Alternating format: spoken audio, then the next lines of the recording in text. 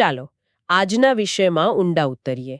આપણી પાસે કડવા પાટીદાર સમાજ અને એમની જમીન સાથેના સંબંધ પરનું એક લેખન છે. પણ આ વાત કોઈ એક સમાજ પૂરતી નથી, બરાબર ને? ના, બિલકુલ નહીં. આ તો એ સમજવાનો પ્રયાસ છે કે ખેતી, જે એક સમયે આખી જીવનશૈલી હતી, એક સંસ્કૃતિ હતી, એ આજે કેવી રીતે બદલાઈ રહી છે. અને આ બદલાવનું ભવિષ્ય શું હોઈ શકે એ પણ જોવું રહ્યું. બરાબર. અને આ સંબંધનો જે પાયો છે ને, એ ખરેખર બહુ જ રસપ્રદ છે. એ ઋણની ભાવના પર ટકેલો છે. ઋણ? હા, ઋણ. એટલે કે જે ધરતીએ જીવન આપ્યું, જે પશુઓએ ખેતીમાં મદદ કરી, એમનું ઋણ સ્વીકારવું. બરાબર, એમનું ઋણ સ્વીકારવું અને એને અદા કરવું, આ કોઈ ખાલી આર્થિક પ્રવૃત્તિ નહોતી. આ તો એક નૈતિક અને કદાચ આધ્યાત્મિક જવાબદારી પણ હતી. ચોક્કસ આધ્યાત્મિક જવાબદારી જ હતી. તો ચાલો આ ઋણની વાતને થોડી ઊંડાણપૂર્વક સમજીએ. લેખનમાં કેટલાક સારા ઉદાહરણો છે, ખરું ને? હા, ખૂબ જ સચોટ ઉદાહરણો છે. જેમ કે ખેડૂતો અને એમના બળદનો સંબંધ. હા. જે બળદ વૃદ્ધ થઈ જાય, અશક્ત બની જાય, એને ક્યારેય તરછોડવામાં નહોતો આવતો. એને ત્યજી દેવામાં નહોતો આવતો. ના, એની અંતિમ શ્વાસ સુધી સેવા થતી. લેખનમાં તો ત્યાં સુધી લખ્યું છે કે એને અંતરિયાળ જગ્યાએ જઈને પણ પાણી પીવડાવવામાં આવતું. આ ખરેખર અદ્ભુત છે. અને આ ભાવના ખાલી બળદો માટે જ નહોતી. ગાય ભેંસ માટે પણ હશે જ. બિલકુલ. જે ગાય કે ભેંસે આખી જિંદગી દૂધ આપીને કુટુંબનું પાલન પોષણ કર્યું હોય, એ વૃદ્ધ થાય ત્યારે એને બોજ નહોતા સમજતા. ક્યારે નહીં. એને પણ એટલો જ આદર મળતો. આની પાછળનો વિચાર એકદમ સ્પષ્ટ છે. જેણે આપ્યું છે તેનું ઋણ ચૂકવવું. અને આ જ ભાવના ધરતી માટે પણ. એટલે જ એને ધરતી માતા કહેતા હતા, બરાબર? બરાબર. એ માત્ર એક શબ્દ નથી, એક આખી વિચારધારા છે. અને એનો એક સુંદર રિવાજ હતો, હળોતરા. હળોતરા એ શું છે? જ્યારે મોસમનો પહેલો વરસાદ આવે અને જમીન ખેડવા લાયક બને ને, ત્યારે ખેડૂતો સીધું હળ નહોતા ચલાવતા. પહેલા કંકુ ચોખાથી ધરતીનું પૂજન કરતા. અચ્છા, ભૂમિપૂજન જેવું. શું બતાવે છે?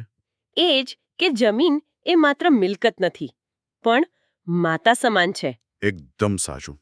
પણ આ બધી વાતો તો મતલબ કે સિદ્ધાંતો છે.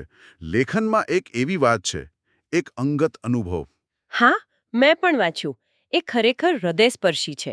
લેખકના પોતાના માતાની વાત છે. એ જ. લેખક કહે છે કે એમના માતા એક દિવસ એમને કહે છે કે ખેતરે લઈ જા. હા, અને ત્યાં જઈને એ કશું જ નથી કરતા.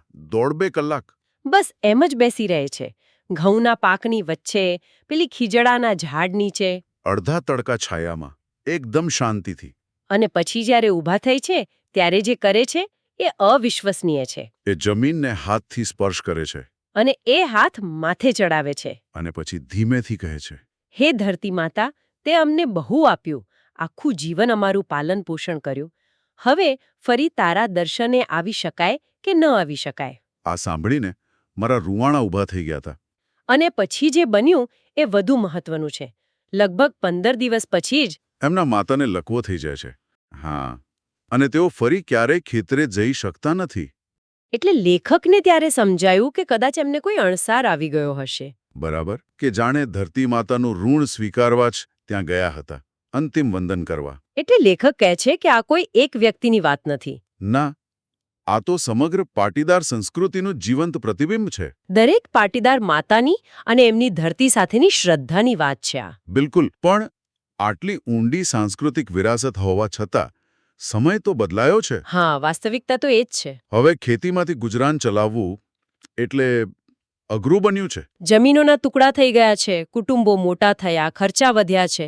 આ એક સ્વાભાવિક પરિવર્તન છે. હા, અને આંકડા પણ એ જ કહે છે. લગભગ 50% જેટલા પાટીદારો જ હવે ખેતી પર આધારિત છે. અને 50%થી વધુ લોકો વ્યાપાર, ઉદ્યોગ, નોકરી, બીજા ક્ષેત્રોમાં સ્થિર થઈ ગયા છે. આ સંદર્ભમાં પેલી કહેવત પણ બદલાઈ ગઈ છે ને? હા, પહેલા કહેવાતું ઉત્તમ ખેતી, મધ્યમ વેપાર અને કનિષ્ઠ નોકરી. અને આજની કહેવત? બરાબર, એનાથી ઊંધી.